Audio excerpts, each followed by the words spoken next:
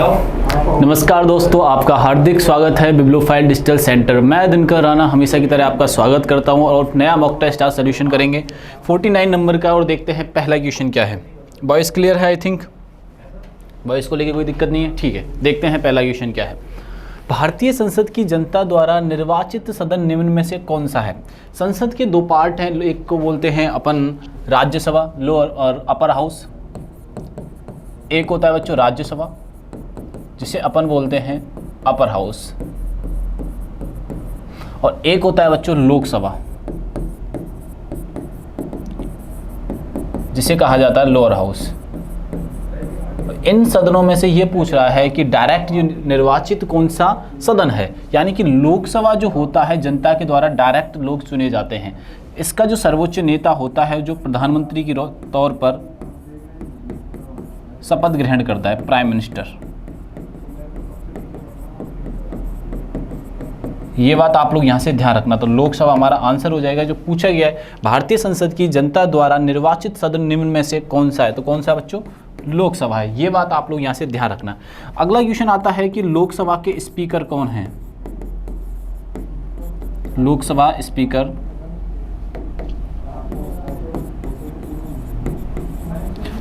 Speaker हैं ओम बिरला। ओम बिरला राजस्थान के कोटा से आते हैं।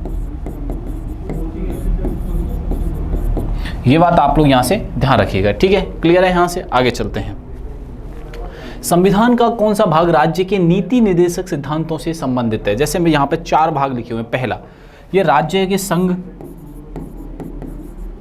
राज्य और संघ से संबंधित होता है बच्चों। सेकंड, फर्स्ट नंबर का जो होता है राज्य और संघ से रिलेटेड होता है। सेकंड जो होता है ये नागरिकता से संबंध रखता है। किससे संबंध रखता है बच्चों? नागरिकता से संबंध रखता है। और हमसे जो पूछा गया यानी कि सिटीजनशिप। अब अगला पूछा गया नीति निर्देशक सिद्धांतों से कौन तात्पर्य है, वो है थर्ड।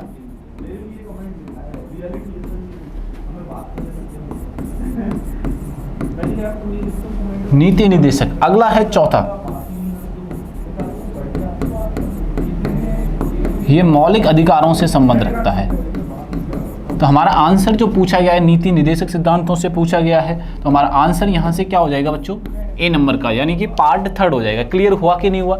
सारी चीजें मैंने आपको मेंशन करनी है। फर्स्ट है संघ और उसका राज्य क्षेत्र है। सेकंड नागरिकता है। थर्ड जो है वो है मौलिक अधिकारों से है। ठीक है, ये बात आप लोग यहाँ से ध्यान रखना। और चौथा हमसे यानी कि फोर्थ जो पूछा गया है, सॉरी मैंने गलत लिख दिया, नीति ये उल्टा लिख दिया है मैंने, इनको ऐसे इंटरचेंज कर लेना, ये लिखने में गड़बड़ कर दिया है। जैसे कि मैं क्या कहूँ आपसे, मौलिक अधिकारों की जो बात करेगा वो थर्ड नंबर का करेगा। मौलिक अधिकारों की बात कौन करेगा बच्चों? थर्ड नंबर का। और नीति निर्देशक सिद्धांतों क्या करेगा? फोर्थ नंबर का। मैं अगेन इसको रिवाइज कर देता हूँ क्योंकि लिखने में मैंने ध्यान नहीं दिया यहाँ पे। भाग 3 जो है बच्चों, भाग थर्ड जो है, पार्ट थर्ड जो बात कर रहा होता है, ध्यान रखिएगा, वो मौलिक अधिकारों की बात करता है बच्चों। किसकी बात करता है? ये मौलिक अधिकारों की बात करता है। और पार्ट फोर्थ जो होता है, नीति निर्देशक सिद्धांतों की बात करता है। ये बात आप लोग यहां से ध्यान रखना, नीति निर्देशक सिद्धांतों की बात। तो हमारा आंसर ए नहीं होगा, आंसर हो जाएगा यहां से बी, फोर्थ नंबर का। ठीक है, ये बात ध्यान रखिएगा। मैं इसको मिटा भी देता हूं, ये लीजिए भैया, ये यहां से आप ध्यान रखिएगा। चलिए नेक्स्ट क्वेश्चन पे चलते हैं। Per capita income is equal to, प्रति व्यक्ति आय क्या होती है? जैसे कि आपके घरों की मैं बात करता हूं आपसे, घरों में क्या होता है, जैसे आपका घर है, आप जिस घर में रहते हैं उसकी इनकम कितनी है, हाउस की इनकम कितनी है, तो आप क्या करेंगे? टोटल इनकम लेंगे। क्या लेंगे? टोटल इनकम लेंगे। एक घर की मैं बात कर रहा हूं, और जितने लोग रहते हैं, जितने आपके पर्सन हैं, मेंबर्स हैं, फैमिली मेंबर्स, उनका क्या कर देंगे बच्चों? डिवाइड कर देंगे। कि हम देखना चाहते हैं घर में पर पर्सन इनकम कितनी है, पर person income in the house. अगर यही चीज देश की बात होती तो ये टोटल इनकम किसकी हो जाती? कंट्री की हो जाती। ये टोटल इनकम कितनी किसकी हो जाती है? कंट्री की शामिल करते। और देश में कितने लोग रह रहे हैं ये बात करते, देश के निवासी, यानी कि देश की कुल जनसंख्या। मतलब कि क्या लिख देंगे इसको? राष्ट्र की आय, नेशनल इनकम, राष्ट्र की आय यानी कि नेशनल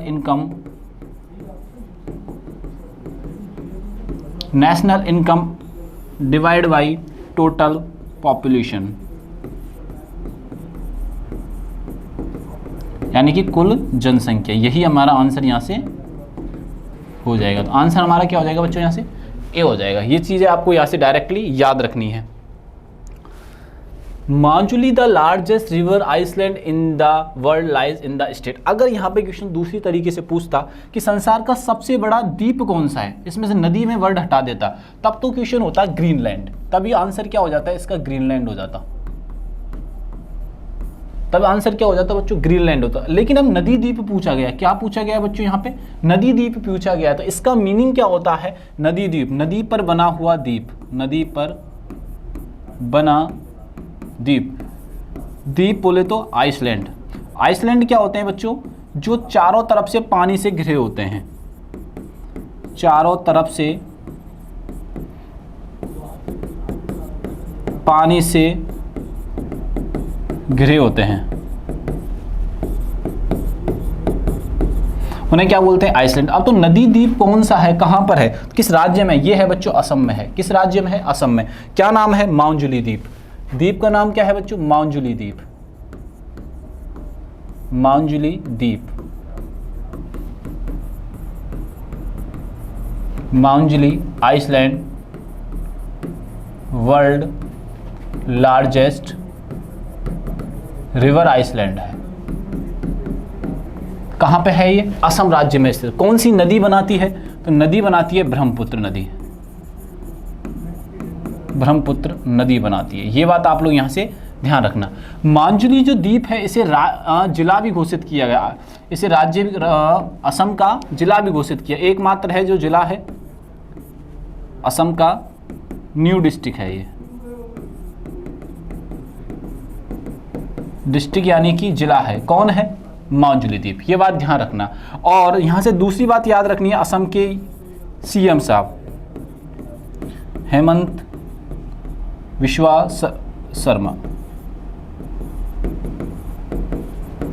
ये इनके बारे में हमें यहाँ से ध्यान रखना है। हमसे दो क्वेश्चन पूछे गए, नदी द्वीप क्या है। अगर ये क्वेश्चन स्पेशली पूछता कि द्वीप बताइए तो ये अलग क्वेश्चन हो जाता। नदी द्वीप की जब बात आती है तो असम राज्य में है, कौन सा है, मांजुली है। ये बात आप लोग यहाँ से ध्यान रखिएगा। भारत में जो ब्रह्मपुत्र जो नदी है, आपसे यहाँ से पूछ लिया जाता है, सेकेंड क्वेश्चन यही पूछ लिया जाता है, भारत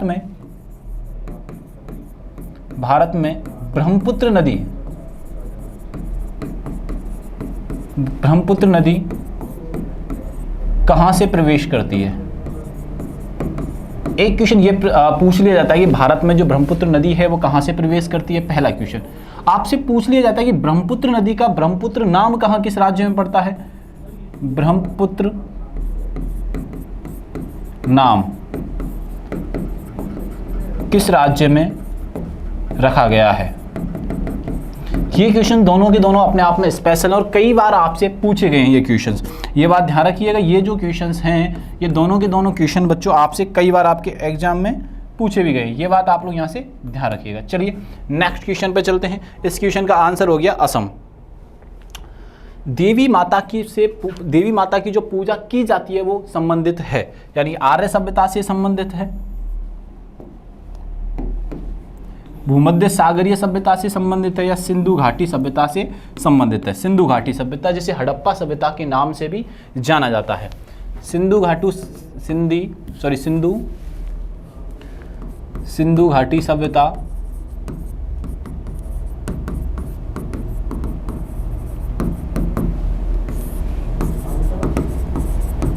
सिंधु वैली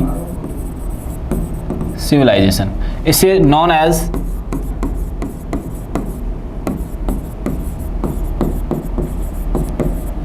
हड़प्पा सिविलाइजेशन। इसकी जो खोज की जाती है राखल दास बनर्जी के द्वारा की जाती है। राखल दास बनर्जी, और एक साहनी जी का भी नाम आता है यहाँ पे, दोनों ही नाम याद रखना, साहनी जी का भी नाम आता है। पहली ऐसी सभ्यता होती है जिसमें शहर विकसित होते हैं, यानी कि अर्बन सिविलाइजेशन है ये। कैसी सिविलाइजेशन है बच्चों, ये अर्बन सिविलाइजेशन है। ये बात भी आप लोग ध्यान रखना, यानी नगरीय सभ्यता।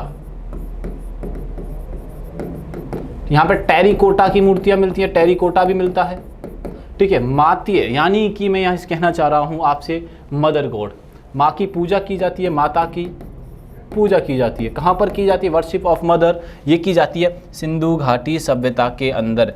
ये बात आप लोग यहाँ से ध्यान रखिएगा। इसको जब ये समाप्त होती है ना, इसके लिए अलग अलग थ्योरम से, कई लोगों का कहना है कि क्लाइमेट चेंज के कारण, जैसे कि बाढ़ आना, ठीक, कईयों का ये कहना है कि वहाँ पर आक्रमण हुए थे भारी आक्रांताओं के कारण। तो ऐसे कोई एक प्रूफ नहीं, एक एग्जैक्ट प्रूफ नहीं मिलता है कि कारण मिले कि सिंधु घाटी जो सभ्यता है वो किस कारण से समाप्त हुई थी। ये बात आप लोग यहाँ से ध्यान रखना। तो हमारा आंसर जो हो जाएगा Indus valley civilisation. Haldi Ghati की लड़ाई किन के बीच लड़ी गई थी? एक्चुअली इस क्वेश्चन का आंसर भी सेम है। हल्दी घाटी की जो लड़ाई लड़ी जाती है महाराणा प्रताप और अकबर की सेनापति मानसिंह के मध्य लड़ी जाती है, यानी अपन ऐसे कह सकते हैं इस क्वेश्चन को, महाराणा प्रताप और अकबर के मध्य लड़ी जाती है। लेकिन यह युद्ध अनिर्णायक रहा था और मुगलों ने कहा कि हमने इसको जीता, तो ये युद्ध अनिर्णायक रहता है। इसके पीछे कारण बहुत बताए जाते हैं, ठीक है। तो ये युद्ध जो लड़ा गया था हल्दी घाटी का 18 जून 1576 को लड़ा गया था बच्चों। कब लड़ा गया था? 18 जून 1576 को ये युद्ध लड़ा जाता है हल्दी घाटी का। हल्दी घाटी का युद्ध लड़ा जाता है, किसके मध्य लड़ा जाता है? अकबर और महाराणा प्रताप सिंह के बीच ये लड़ा जाता है। राणा प्रताप वर्सेस अकबर। अकबर की तरफ से जो लड़ रहा था वो सेनापति था मानसिंह, ठीक है। ये युद्ध अनिर्णायक था। कैसा था? अनिर्णायक। लेकिन मुगलों के द्वारा कहा गया कि हम इसे जीते, तो इसके बारे में ये ध्यान रखना। ये मेवाड़ की आन बान शान कहा जाता है। इस युद्ध को मेवाड़ की आन बान शान कहा गया इस युद्ध को। किसको? हल्दी घाटी के युद्ध को।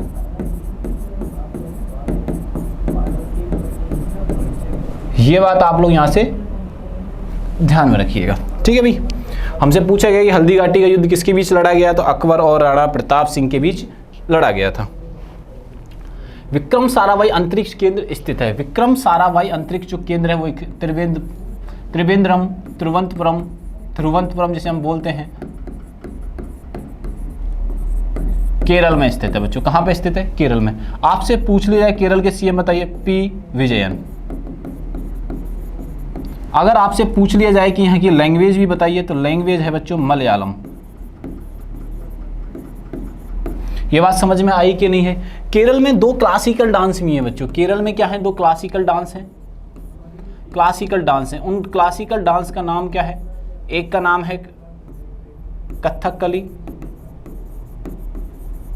और एक का नाम क्या है बच्चों? मोहिनीअट्टम। एक का नाम तो कथकली और एक का नाम क्या है? मोहिनीअट्टम। ये बात आप लोग यहाँ से ध्यान रखना। फोक डांस अलग होते हैं। हमने बात जो की है वो किसकी बात की है? क्लासिकल डांस की बात की है। क्लासिकल डांस की जो मान्यता कौन देता है? संगीत नाटक अकादमी देती है। संगीत नाटक अकादमी देती है, ठीक है। केरल के अंदर एक वेमनाड झील है, वेमनाड झील है, वेमनाड लेक। ये बात आप लोग यहां से ध्यान रखिएगा, इंपॉर्टेंट है सारी चीजें। निम्न में से कौन सा प्रक्रम अंधकार के समय पादवों के साथ संबंध होते हैं? अंधकार यानी कि रात्रि के समय अपन इस बात को समझ सकते हैं, ठीक है। तो प्रकाश संश्लेषण तो ऑटोमेटिक अलग हो गया भैया, तो दिन में होता है। श्वसन और वाष्पोत्सर्जन भी है, वाष्पोत्सर्जन और चालन भी है। तो चालन और श्वसन ज्यादा करेक्ट आंसर होगा, ठीक है। थोड़ा विवाद हो सकता है इस क्वेश्चन में, लेकिन इन चारों ऑप्शनों को मद्देनजर रखते हुए जो ऑप्शन सही होगा वो कौन सा होगा? डी। दीर्घ दृष्टि वाले व्यक्ति के लिए निकट बिंदु होता है, ठीक है, दीर्घ दृष्टि दोष, जिसमें पास की वस्तुएं सही नहीं दिखाई देती हैं। क्या होता है बच्चों? जो पास की वस्तुएं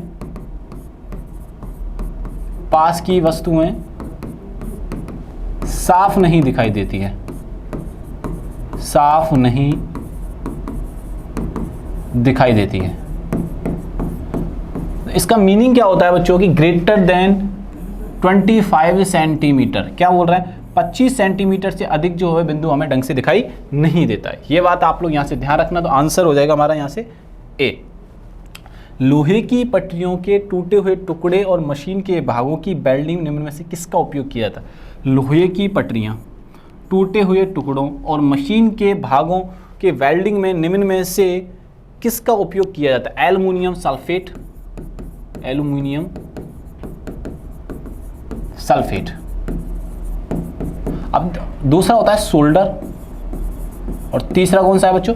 एल्युमिनियम पाउडर। इसमें से जो करेक्ट आंसर आता है वो कौन सा आता है? Aluminium powder. ये बात आप लोग यहां से ध्यान रखना। तो आंसर क्या हो जाएगा यहां से? सी हो जाएगा, एल्युमिनियम पाउडर।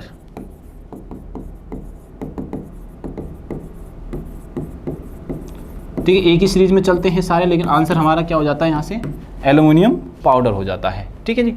सूरत किस नदी के किनारे पर बसा हुआ है? सूरत, सूरत जो बसा हुआ है तापी यानी कि ताप्ती नदी के किनारे पर बसा हुआ है। ताप्ती यानी कि तापी नदी के किनारे पर यह बसा हुआ है। कौन सा शहर बच्चों? सूरत। सूरत को डायमंड सिटी कहा जाता है। क्या कहा जाता है? डायमंड सिटी कहा जाता है। डायमंड सिटी किस शहर को कहा जाता है? सूरत को। सूरत किस राज्य में स्थित है बच्चों? गुजरात में स्थित है। गुजरात भाषा के नाम पर बना स्टेट था। इस समय पर 2 स्टेट बने थे। 1 मई 1960 को जो एक और स्टेट बनता है वो कौन सा होता है? महाराष्ट्र होता है। लेकिन गुजरात जब 1 मई 1960 को बनता है तो इसकी राजधानी गांधीनगर नहीं होती है, अहमदाबाद होती है। अहमदाबाद होती है। ठीक है ना। अहमदाबाद हटा कब दी जाती है? 1970 में हटा दी जाती है। 1970 में हटा दी जाती है। किसको बनाया जाता है? गांधीनगर को बनाया जाता है। ये बात आप लोग यहां से ध्यान रखना। महाराष्ट्र की जो कैपिटल वो क्या है बच्चों? मुंबई है। बात समझ में आई कि नहीं? ये मुंबई है। मुंबई को क्या कहा जाता है? सेवन आइसलैंड सिटी कहा जाता है। अगर क्वेश्चन यहीं से आपसे पूछ लेता कि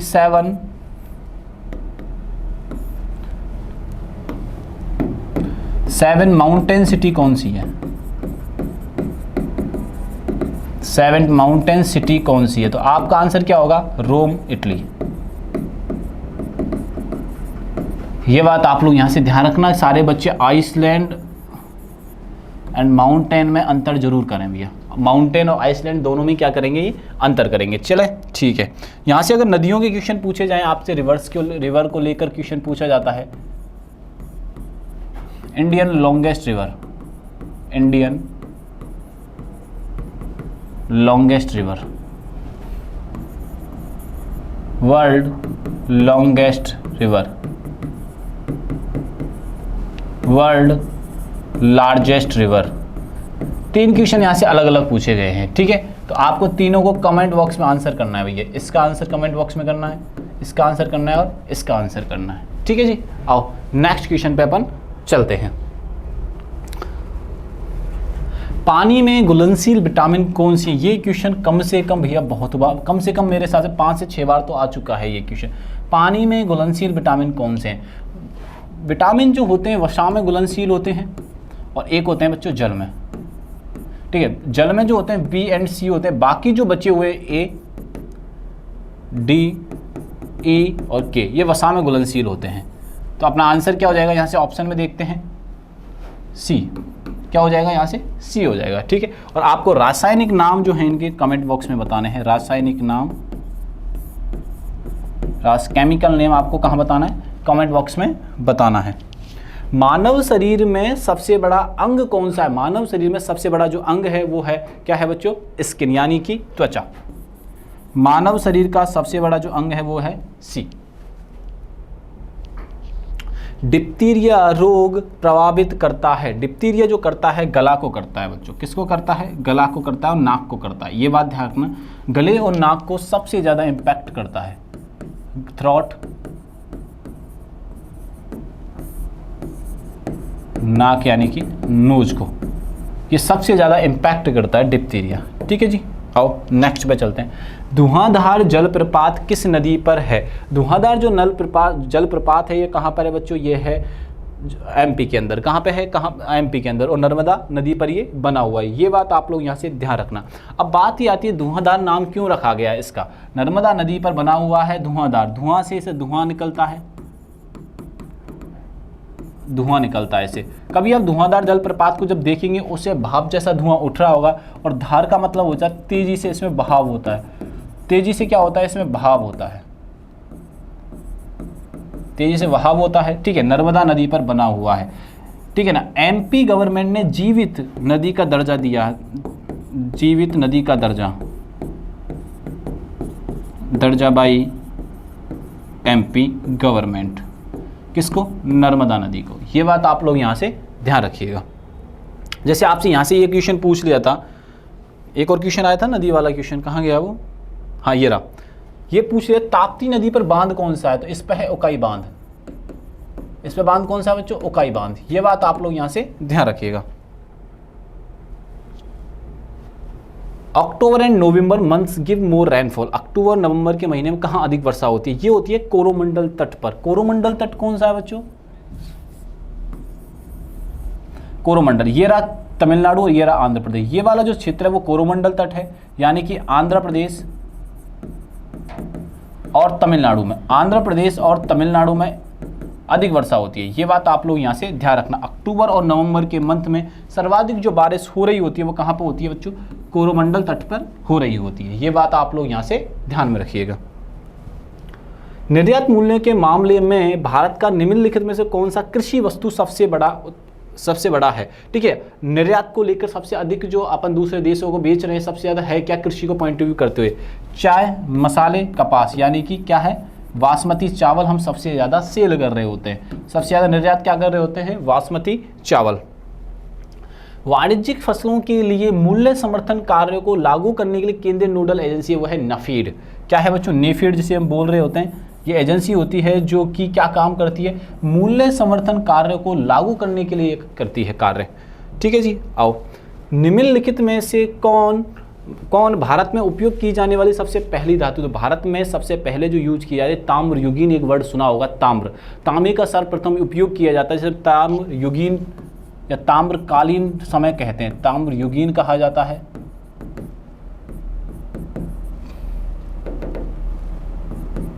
ताम्रकालीन कहा जाता है। ये बात आप लोग यहाँ से ध्यान रखना है, ठीक है बच्चों। सबसे पहले जो औजार या हथियार बनाए जाते हैं, औजार या हथियार बनाए जाते हैं किसके थ्रू बनाए जाते हैं, तांबे के थ्रू बनाए जाते हैं। तो आंसर हमारा क्या हो जाएगा यहाँ से, तांबा हो जाएगा, यानी कि कॉपर। निम्नलिखित में कौन सा विश्व का सबसे बड़ा आर्द्रभूमि तंत्र है, विश्व का सबसे बड़ा जो आर्द्रभूमि है वो है पैंटानाल, साउथ अमेरिका में है। कहाँ पे है बच्चों, पैंटानाल है वो कहाँ पे है, साउथ अमेरिका में है। Who has been recently taken additional charge as chairman and managing director of BPCL, हाल ही में जिन्होंने चार्ज लिया है वो है संजय खन्ना। देखिए बच्चों 47 नंबर का क्वेश्चन देखते हैं। किस टीम ने Kalinga super cup football tournament 2025 का 5वां संस्करण जीता है, तो ये जीता है FC गोवा ने। किसने जीता है बच्चों, FC गोवा ने जीता। किसके अगेंस्ट जीता है, जमशेदपुर FC के अगेंस्ट। तो दोनों में ये मैच हुआ था और जीता किसने था, FC गोवा ने। देखिए आते हैं नेक्स्ट क्वेश्चन पर। छत्तीसगढ़ के मुख्यमंत्री विष्णुदेव साई ने देश के पहले AI आधारित डेटा सेंटर पार्क की नींव कहाँ रखी है, तो इन्होंने अपनी राजधानी यानी कि छत्तीसगढ़ की राजधानी रायपुर में ये नींव रखी है बच्चों। यहाँ से दूसरा क्वेश्चन ये भी याद रखना कि 3 से 4 क्वेश्चन क्लियर हुए। छत्तीसगढ़ की कैपिटल कौन सी है, रायपुर। छत्तीसगढ़ के CM कौन है, विष्णुदेव साई। ये बात आप लोग यहाँ से ध्यान रखिएगा। जर्मनी के 10वें चांसलर के रूप में किसे चुना गया है, 10वें रूप में जो चुना गया वो फ्रेडरिक मर्ज को चुना गया है। किसे चुना गया, फ्रेडरिक। और फ्रेडरिक मर्ज से पहले थे ओलाफ स्कॉल्ज थे। ये बात आप ध्यान रखना। अभी करंट में तो है फ्रेडरिक मर्ज और इनसे पहले कौन थे, ओलाफ स्कॉल्ज, ठीक है। इसकी पार्टी का नाम था social democratic party, social democratic party. Germany के चांसलर कौन चुना गया, फ्रेडरिक मर्ज को चुना गया है, ठीक है जी। आओ, वर्ल्ड टूरिस्ट एसोसिएशन से मेडल ऑफ ऑनर प्राप्त करने वाले पहले भारतीय वकील कौन है, वो कौन है बच्चों, भुवन रिबू हैं। इन्होंने कार्य क्या किया है, ये वकील हैं, वकील के तौर पर ये पिछले 20 सालों से बच्चों के शोषण पर ये कार्य कर रहे हैं। बच्चों को शोषण से बचाना, बच्चों के अधिकारों के लिए लड़ाई करना, ठीक है। तो इन्होंने किन्होंने काम किया है, भुवन रिबू ने कार्य ये किया। ऐसे करके हमने 25 क्वेश्चनों का सोल्यूशन किया। वीडियो अच्छा लगे तो शेयर जरूर करना। तब तक के लिए थैंक यू, धन्यवाद।